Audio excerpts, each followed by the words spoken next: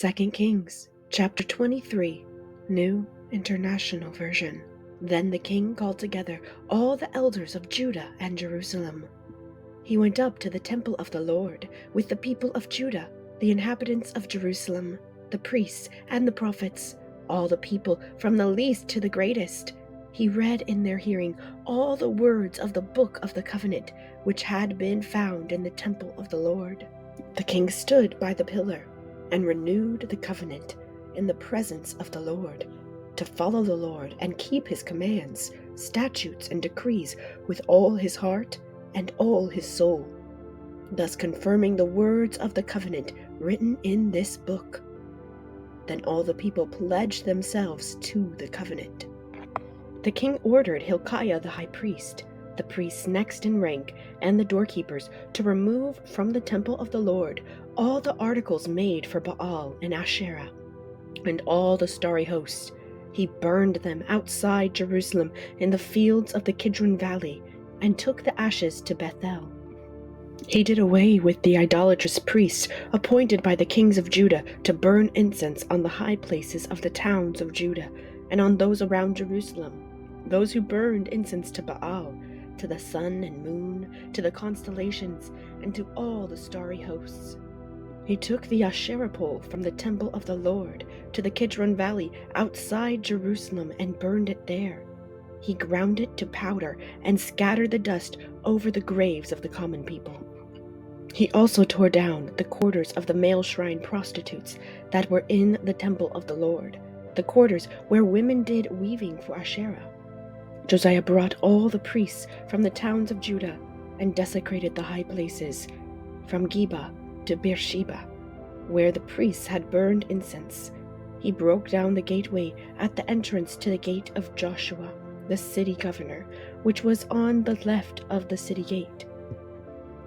Although the priests of the high places did not serve at the altar of the Lord in Jerusalem, they ate unleavened bread with their fellow priests.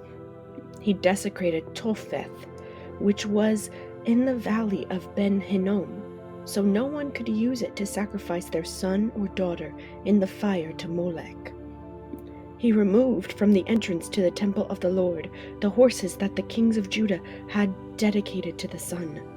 They were in the court near the room of an official named Nathan-Melech. Josiah then burned the chariots dedicated to the sun.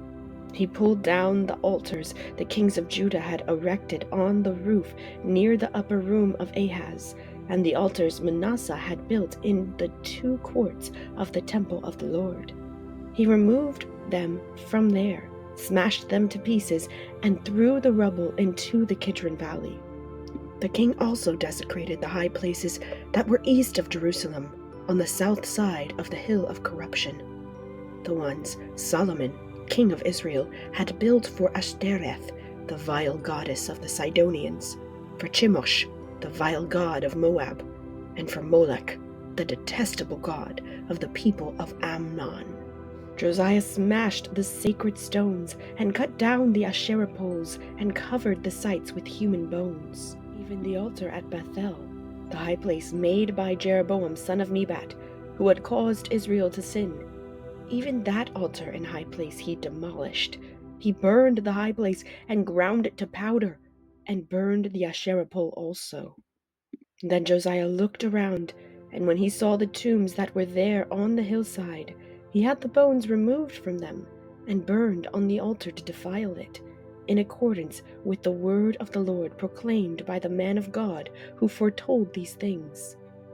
The king asked, "What is that tombstone I see?"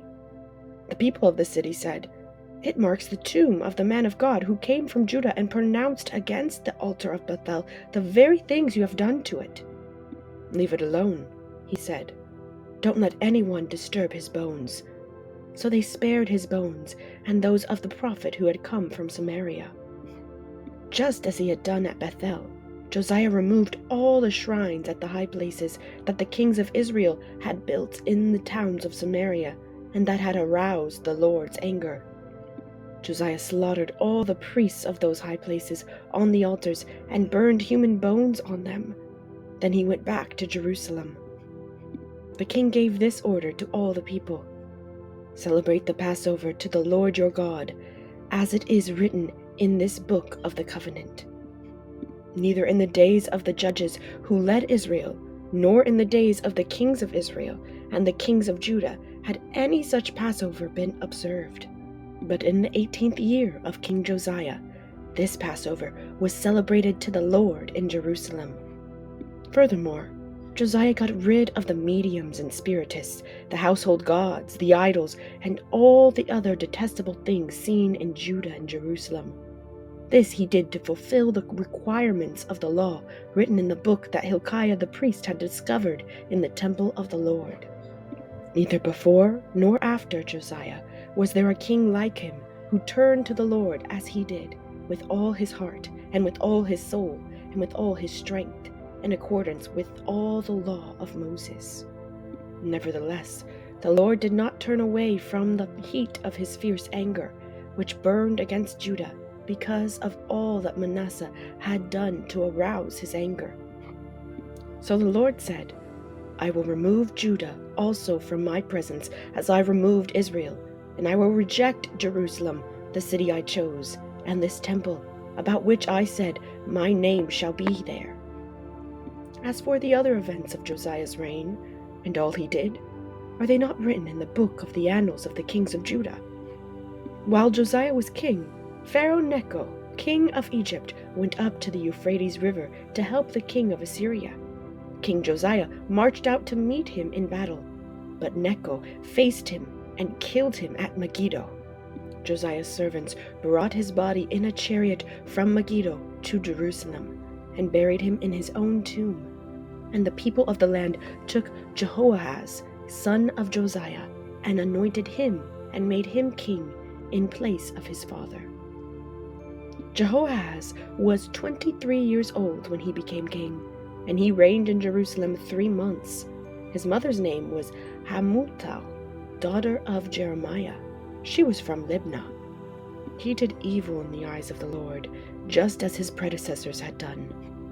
Pharaoh Necho put him in chains at Riblah in the land of Hamath, so that he might not reign in Jerusalem. And he imposed on Judah a levy of 100 talents of silver and a talent of gold. Pharaoh Necho made Eliakim, son of Josiah, king in place of his father Josiah, and changed Eliakim's name to Jehoiakim. But he took Jehoahaz and carried him off to Egypt, and there he died. Jehoiakim paid Pharaoh Necho the silver and gold he demanded.